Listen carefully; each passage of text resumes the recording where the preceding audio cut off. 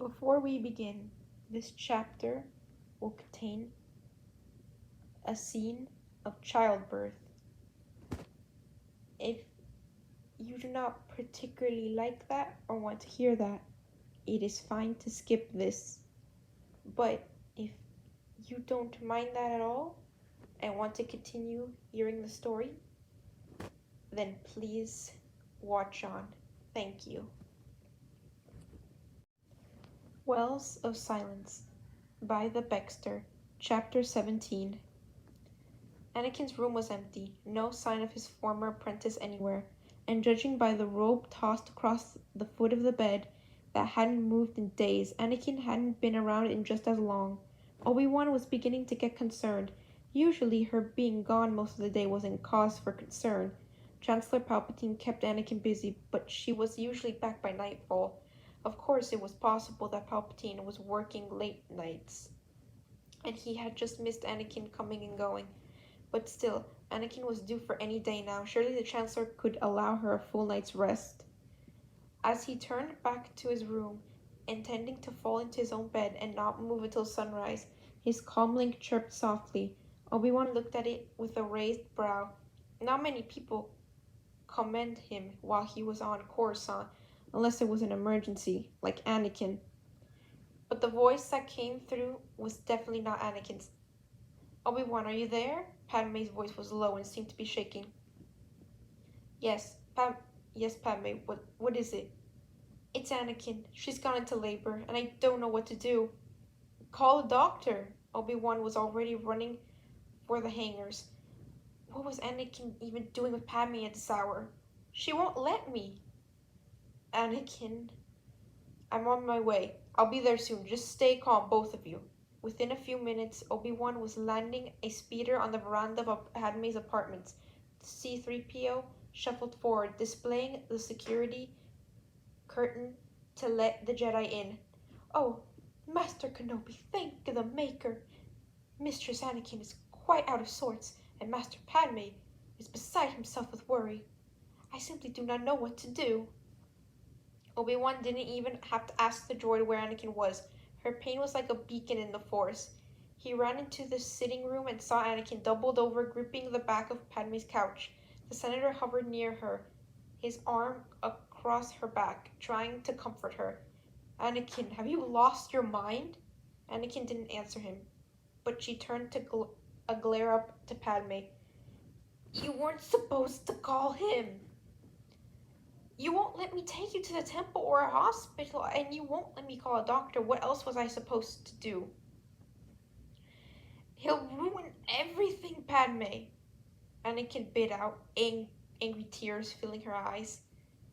I don't care anymore, Anakin. I don't care if I have to proclaim it across the entire hall in it. I just want you to be taken care of. Anakin's retort was cut short by a contraction. Padme, what is she talking about? Obi-Wan asked the senator. Padme was trembling from head to foot. Please, just watch her for a minute. I'm going to call my private doctor. Anakin's hand flew out and grabbed Padme by the wrist. No, no doctors, she hissed. Anakin! Obi-Wan stepped in and detached her from Padme. You have to let Padme get a doctor. We can't do this without one. No, I know what to do. I researched it. Anakin, you're in no position to take care of this yourself, Obi-Wan reasoned, his voice calming and quiet. You don't have to do this alone. He placed his hands on Anakin's shoulders and turned her towards him. Now, Padme's going to call a doctor. We're going to work on calming down. He could feel her turmoil. Anakin was in a blind panic. She was like a raw nerve in the Force grating up against him. Obi-Wan talked her through a few breathing exercises. Briefly, they made eye contact, and Obi-Wan was flooded with emotions. He felt Anakin's pain, her fear, and her desperation. She was terrified of what he did not know, but much more than the impending birth of her children. All those feelings shot straight into Obi-Wan, and there was something else. Anakin had turned the Force in on herself, but why?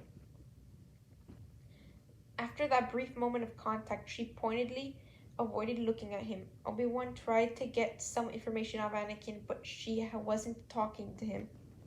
Several minutes later, Padme returned from the other room. He seemed a little bit calmer.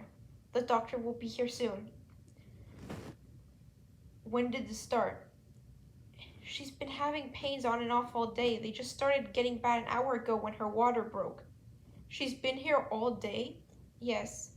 Why didn't you take her to the temple?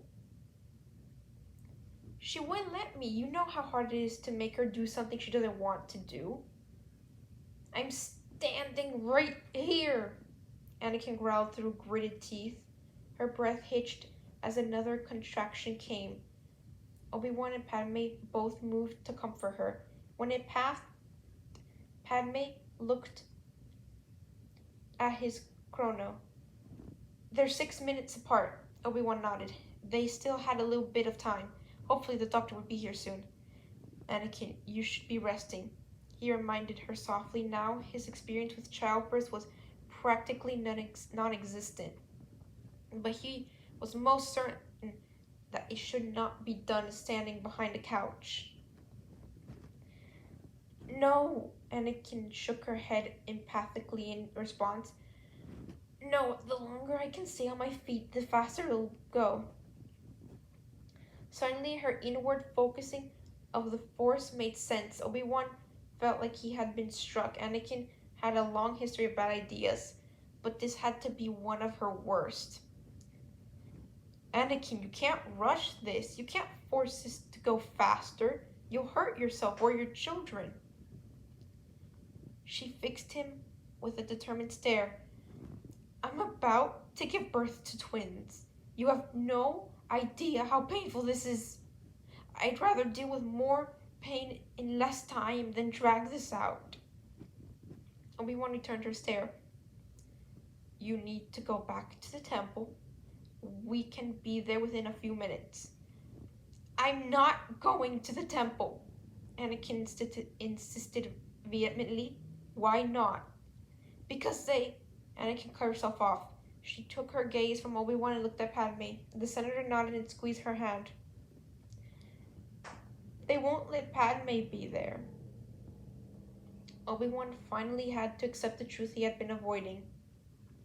He looked straight at Padme. The senator, his longtime friend, met his gaze steadily. You're the father. Padme nodded. Yes. Obi-Wan could feel immense relief flood through the senator as if unloaded of a heavy burden. He sensed the same relief from Anakin, but her relief was quickly overpowered by fear.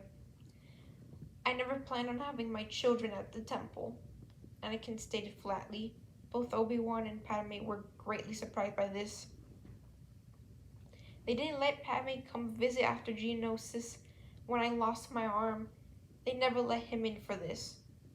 Obi-Wan had nothing to say to contradict her. She was right. Padme never would have been allowed into the temple to accompany Anakin or be present for the birth of his children. What about a hospital? I'm staying here. And by her tone alone, that was the end of the discussion. Never in all his life had Obi-Wan felt so useless.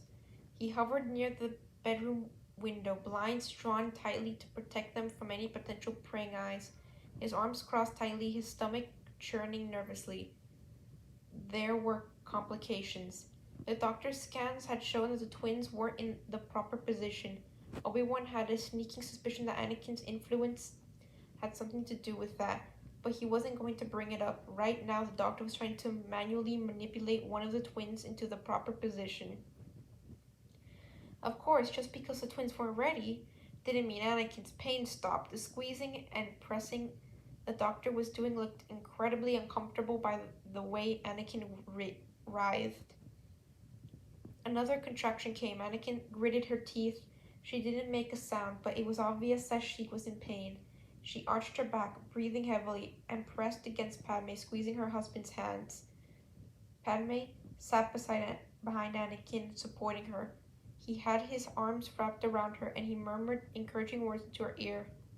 He hadn't complained once, nor Had he tried moving, undoubtedly Anakin's grip was leaving deep bruises, if not broken a bone or two in his hands. The doctor had stepped back on the contraction came. While it passed, she shared a look with Obi-Wan. They both knew that if one of the babies didn't move into his position soon, they would have to take Anakin to a surgical ward. Keeping Anakin as she was would only hurt her and the children. Let's give it another try, she said, stepping forward. Anakin nodded mutely, keeping her eyes closed while she tried to breathe normally. The doctor pressed and pushed. Anakin clenched her jaw, judging by the relieved sigh from both. It worked this time. There we go. Baby one is in position, the doctor declared with a smile. It shouldn't be long now. Obi-Wan checked the time, 2:58 in the morning. It had already been 6 hours. How much longer was not long now in regards to childbirth? A few minutes, a few hours? He had heard that some women could be in labor for days.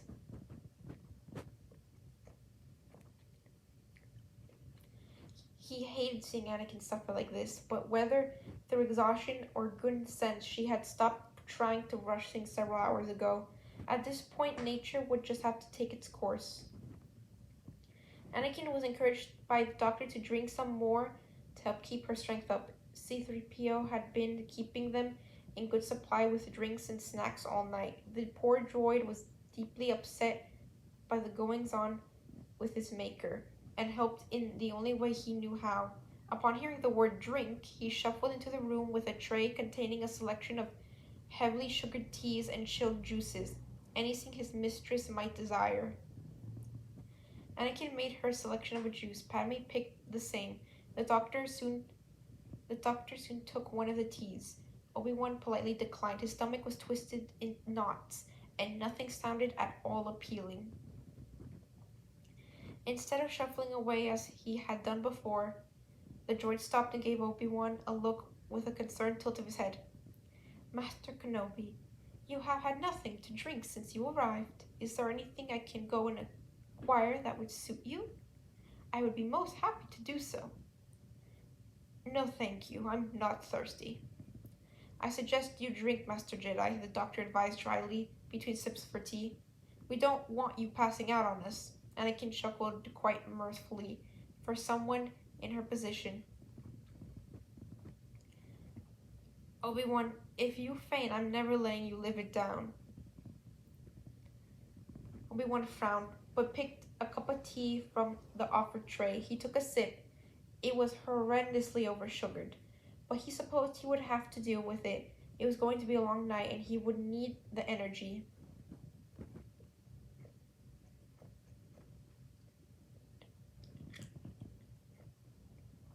It was another hour and a half, and one more round of sugary tea before Anakin finally made any progress.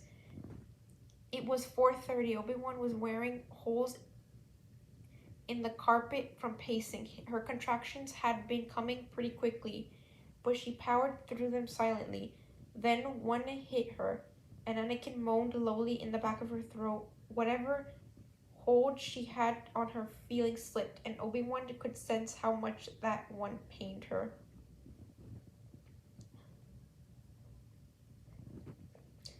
The doctor looked under the sheet and smiled. There we go. This one is certainly taking their time getting here. Wants to make a dramatic entrance, I guess. When you feel the urge, start pushing.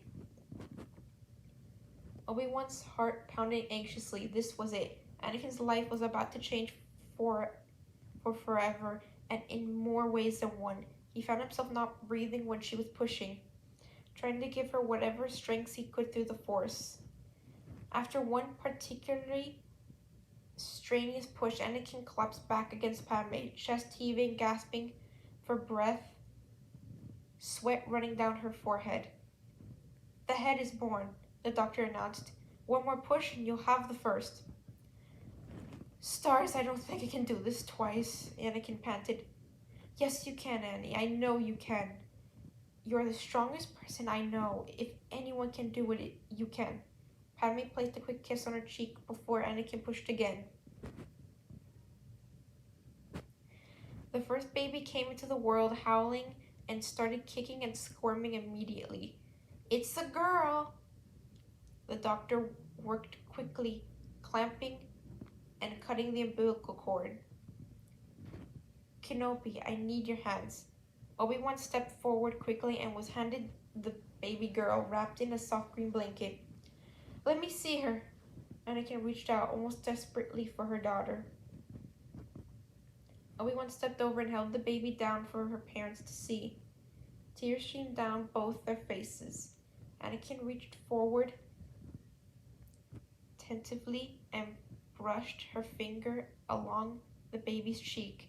Padme reached out for a tiny hand. "She's so beautiful," Anakin whispered. She looked back at her husband. "What's her name?" Padme pressed another kiss to her wife's cheek. "Leia." "Leia."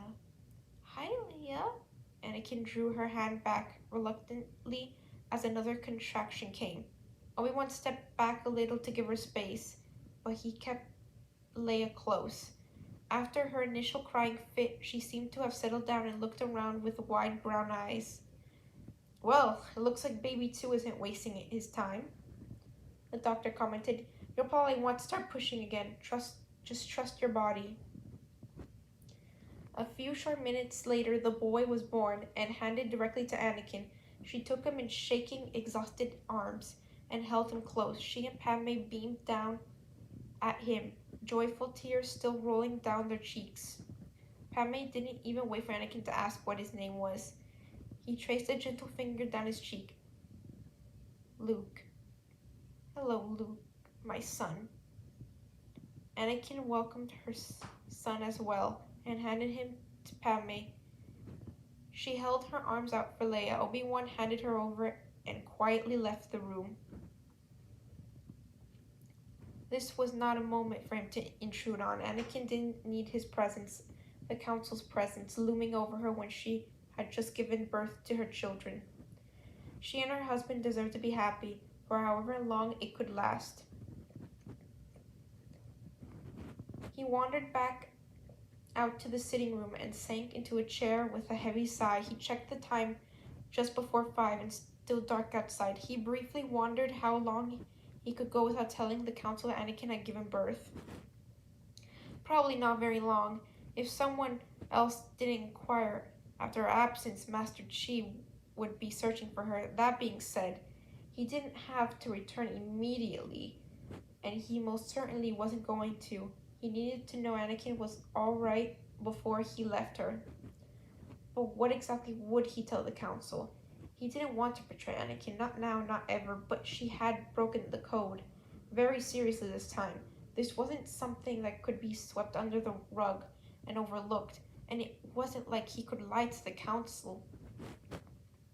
He sighed again and rested his forehead on his stepped fingers to meditate on the problem. It wasn't much later that the doctor reappeared, carrying her bag of supplies and a cloth-covered bowl. "She's resting now. Everything checks out, and she appears to be in great health, as do the babies," she reported, only stopping briefly. "Padme has his instructions, but new fathers can be forgetful, so I'll tell you as well. She is to remain on bed rest until I come back later today. Now I have to dash. Padme wants the cord blood preserved, and I have a limited window. Thank you for your assistance, Master Jedi." She nodded curtly to Obi-Wan and strode off quickly. Obi-Wan half rose from his seat, but changed his mind and sank back down. He would give Anakin and Padme time to settle and rest. Anakin needed to sleep, and she never would if he just went barging right in. 10 more minutes of sitting and doing nothing was all he could take, though. He wandered into the kitchen, figuring he could at least be somewhat useful and brew some caf for Padme. Obi-Wan stared down at the crib, watching Anakin's twins sleep. Anakin's children, Padme's children. The revelation was a shock, but not as big a shock as it should have been. Obi-Wan was more bothered by the fact that he had never noticed than the fact that Anakin had never told him. Or, if he was to be truthful with himself, it wasn't that he hadn't noticed, it just hadn't allowed himself. He just hadn't allowed himself to notice. His attachment to Anakin had allowed him to overlook and explain away many of the warning signs. Yes, Anakin and Padme had grown close. They cared for each other and loved each other. That much had been apparent on Geonosis. But after that battle, the Council had spoken to Anakin and told her explicitly that the kind of relationship she wanted with Padme was not allowed for a Jedi. And she would have to choose the Jedi Order or Padme. It had appeared that Anakin had chosen the Order, but obviously that was not the case. Had they really been married for 3 years? Did she think he wouldn't understand? But he didn't really understand, did he? When Obi-Wan had faced somewhat similar circumstances as a Padawan, he had chosen the Jedi Order. He and Satine had wordlessly and individually come to the same decision. The paths they had chosen and the futures they were moving towards weren't compatible with each other.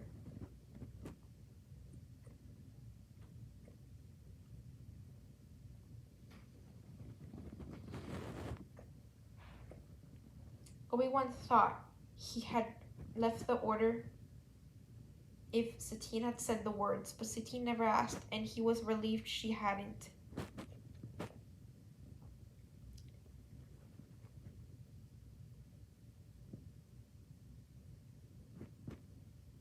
Obi-Wan never had to try and seriously consider leaving the Order, leaving everything he knew, his friends, his family, Qui-Gon. He remembered his conviction behind his unvoiced decision, the kind of conviction that only a love-struck teenager could muster. But had Satine asked, would he have really left? Would he have faced the same decision Anakin did and chosen Satine over the Jedi? Would it have been the other way around? Or would he have tried to do what Anakin did and tried to have both? Deep in his heart, Obi-Wan knew he always would have chosen the Order. Beside him, Padme stared at his children too, a soft, tense smile on his lips. Obi-Wan could sense he was waiting for the inevitable confrontation. Perhaps now would be the best time to do it, while Anakin slept. Padme beat him to the chase. Do you hate me? He asked in a quiet, tight voice. What for? For what I did to Anakin? The pain I put her through, for putting her in the position where she had to lie to you? Obi-Wan furrowed his brow and studied the senator. No, of course not. Then Padme admitted even quieter. I kind of hate myself. Anakin wasn't ready for this. Not now. Not during the war. I should have been more careful. Obi-Wan chose his next words carefully. True. The timing had been poor, and Anakin probably was not ready to have children.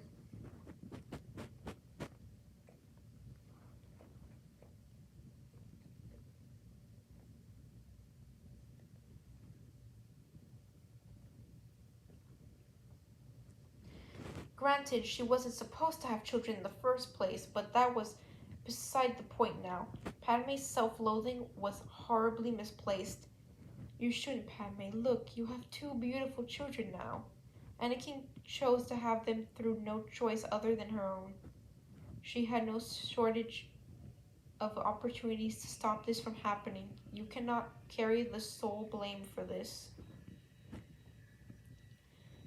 Padme closed his eyes and nodded silently.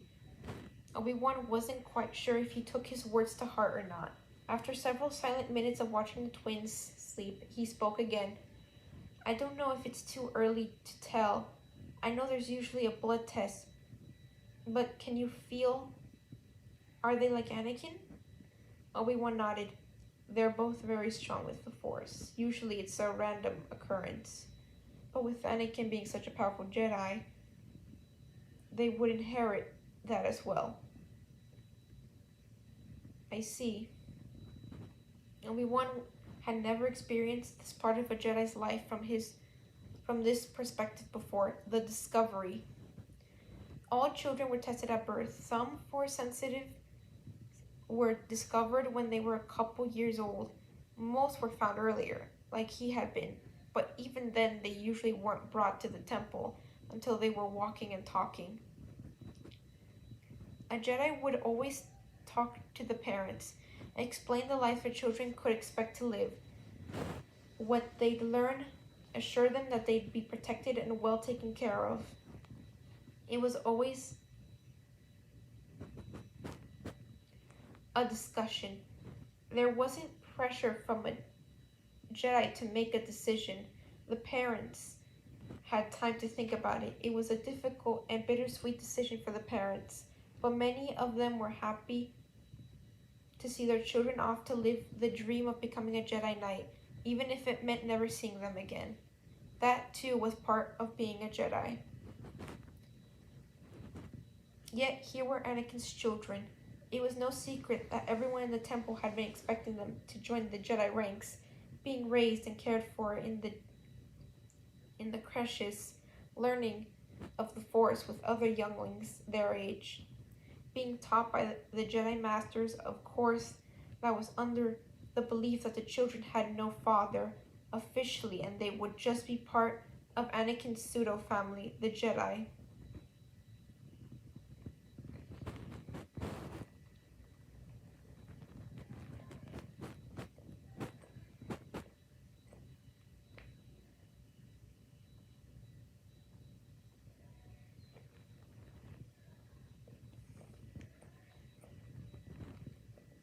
But now, they were only an hour old, and already Padme was facing the fact that he would lose his children to the Jedi.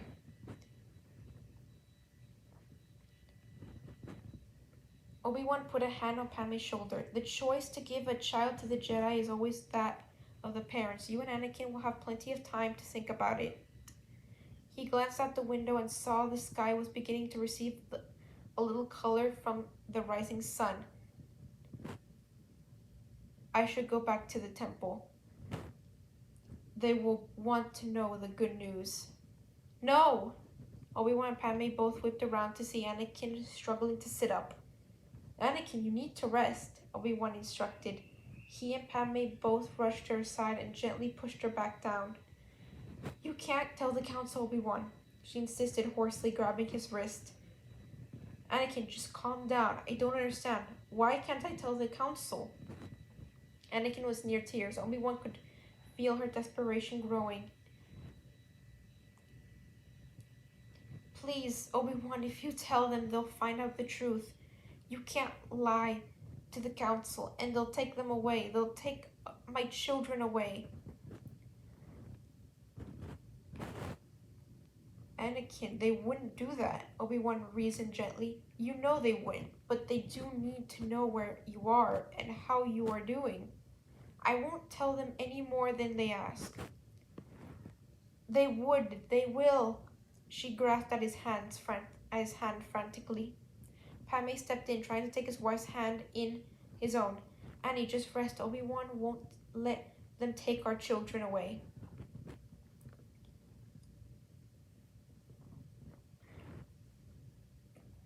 Of course I won't, Anakin. All I will tell the council is that you have given birth, and you and your children are safe and healthy. Anything else they need to know can wait. Anakin's grip loosened, and Padme was finally able to cup her hands in his own. Her eyes were wide and fearful. You promise? Obi-Wan gave her a reassuring smile. She was his friend, his former Padawan, his sister. He couldn't do anything that would harm her or her children. I promise. End of chapter.